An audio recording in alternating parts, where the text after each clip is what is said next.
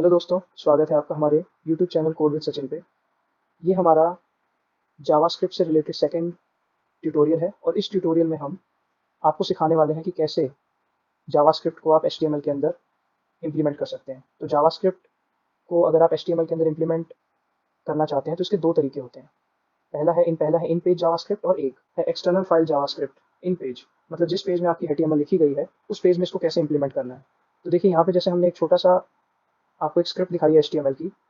यहाँ पर आप देखिए हेड टैग के अंदर आप एक अलग से टैग लेंगे जिसका नाम है स्क्रिप्ट टैग।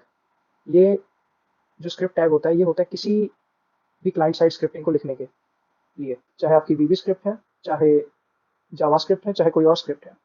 मगर वो क्लाइंट साइड है तो आप इसके लिए स्क्रिप्ट टैग ही लिखेंगे। तो देखिए जैसे ही हमने यहाँ पे स्क्रिप्ट एल लिखा और इसके अंदर यहाँ पर आपका जावास्क्रिप्ट का कोड आ जाएगा। इसका एक दूसरा तरीका भी होता है कि आप इसको कहीं पर भी बॉडी टैग के अंदर लिख सकते हैं। या तो आप हेड टैग के अंदर लिख सकते हैं या दूसरा आप बॉडी टैग के अंदर लिख सकते हैं। मोस्टली जो डेवलपर्स हैं वर्ल्ड में वो जैसे ही बॉडी का टैग बिल्कुल खत्म होने लगता है बिल्कुल उसके पास ही लिखते हैं।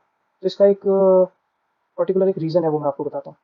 अगर आप हेड टैग के अंदर अपनी जावास्क्रिप्ट लिखेंगे और आपकी जावास्क्रिप्ट की जो फाइल्स हैं या जो भी स्क्रिप्ट है वो बहुत हैवी है, तो जब तक वो पूरा अपना वर्क कंप्लीट नहीं करेगी तब तक आपका HTML पेज लोड नहीं होगा और आपका पेज की स्पीड ऑटोमेटिकली स्लो पड़ जाएगी।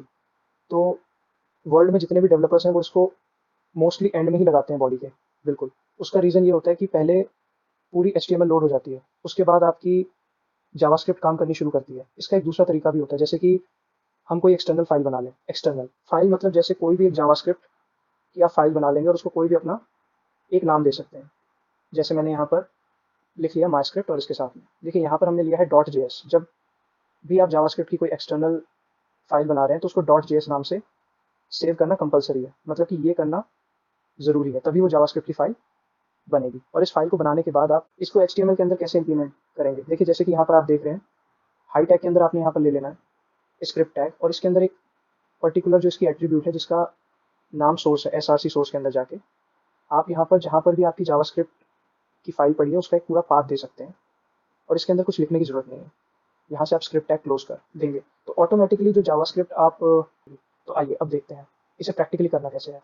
तो यहाँ पर देखिए हमने एक अपना HTML एडिटर में अपना एक HTML का डॉक्यूमेंट बना लिया है और यहाँ पर अब हम अपनी स्क्रिप्ट टैग से शुरू करते हैं। तो देखिए मैं हेड टैग के अंदर टाइटल टैग के बाद यहाँ पर स्क्रिप्ट टैग ले लूँगा और यहाँ पर मैं आप कुछ भी अपनी जो जावास्क्रिप्ट में करना चाहता हूँ वो मैं कर सकता हूँ। तो इसमें अगर आप कुछ भी जावास्क्रिप्ट में कुछ भी लिखना चाहते हैं तो उसकी एक पर्टिकुलर एक कमांड है और हर काम करने के लिए यहाँ पर एक कमांड होती है। तो सबसे पहली जो कमांड है उसका नाम है document dot right. Document dot right document मतलब ये जो आपके सामने पूरा डॉक्यूमेंट दिख रहा है इसमें आप कुछ भी लिखना चाहते हैं तो इसकी अलग अलग डॉक्यूमेंट्स की अलग अलग कमांड होती हैं, जिसमें से एक जो सबसे बेसिक कमांड है उसका नाम है राइट।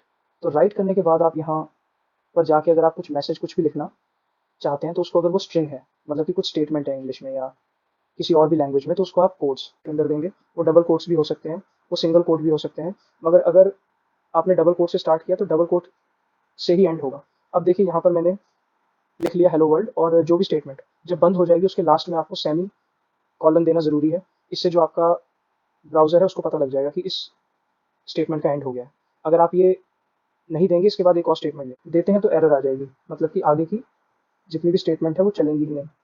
तो देखिए मैंने इस फाइल को सेव किया और ये देखिए यहाँ पर जो हमने इसके अंदर लिखा था वो प्रिंट हो चुका है। अगर मैं कुछ और भी लिखना चाहता हूँ तो मैं इसी लाइन को देखिए जैसे कॉपी कर लेता हूँ और यहाँ पे यहाँ लिख दिया hello from code with Sachin. मैंने सेव किया फाइल को और ये देखिए पहले वो स्टेटमेंट रन हुई, उसके बाद ये सेकंड स्टेटमेंट एकदम रन होगी। अगर आप दोनों के बीच में स्पेस देना चाहते हैं तो देखिए मैं ऊपर वाले जो हमारी स्टेटमेंट थी उसमें कोड्स के अंदर ही स्पेस दे देता हूँ और ये देखिए यहाँ पे स्पेस आ गई है। अब इसी जैसे हमने ये स्क्रिप्ट टैग जो लिया था हमने हेड टैग के अंदर लिया था, इसी टैग को मैं कहीं पे भी ले सकता हूँ। देखिए जैसे मैंने यहाँ पे बॉडी में स्क्रिप्ट टैग लिया और स्क्रिप्ट टैग के अंदर यहाँ पे भी मैंने लिख दिया डॉक्यूमेंट डॉट राइट और इसके अंदर जस्ट लिख दिया हे और यहाँ पर सेमी कॉलन लगा दिया। मैंने फाइल को सेव किया और ये देखिए यहाँ पर सबसे पहले हेलो वर्ल्ड आया, फिर hello from code with Sachin, उसके बाद हे। ये देखिए अगर बीच में मैं कुछ भी HTML का काम जो भी करना चाहता हूँ वो मैं कर सकता हूँ।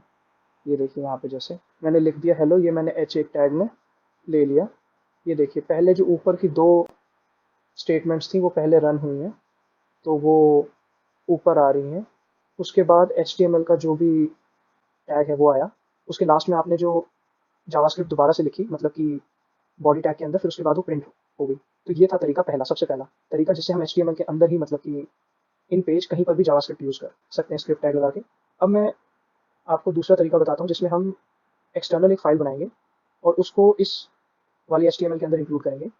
तो उसके लिए मैं क्या करता हूँ, मैं यहाँ पर अपनी जो डायरेक्टरी है उसके अंदर एक फ़ोल्डर बना लेता हूँ पहले। मैंने उसका नाम रख दिया JS। JS मतलब जावास्क्रिप्ट। इसके अंदर मैं सारी अपनी जावास्क्रिप्ट की फाइलें इंक्लूड कर सकता हूँ, और यहाँ पे जाके मैंने एक नई फाइल बना ली और इसका नाम कुछ भी देता हूँ, जैसे मैंने दे दिया test.js। ये देखिए मेरी फाइल बन चुकी है। अब इसके अंदर मेरे को स्क्रिप्ट टैग लगाने की ज़रूरत नहीं है। यहाँ पर सिंपल जो मेरी HTML है मैं उसको लिखना शुरू कर देता हूँ, डॉक्यूमेंट डॉट राइट, और इसके अंदर मैं डबल कोट्स या सिंगल कोट भी ले सकता हूँ, और उसके अंदर जाकर मैं यहाँ पर कुछ भी लिख देता हूँ, हेलो अगेन, और यहाँ पे जाके सेमी कॉलन ले लूँगा ताकि स्टेटमेंट का एंड हो जाए।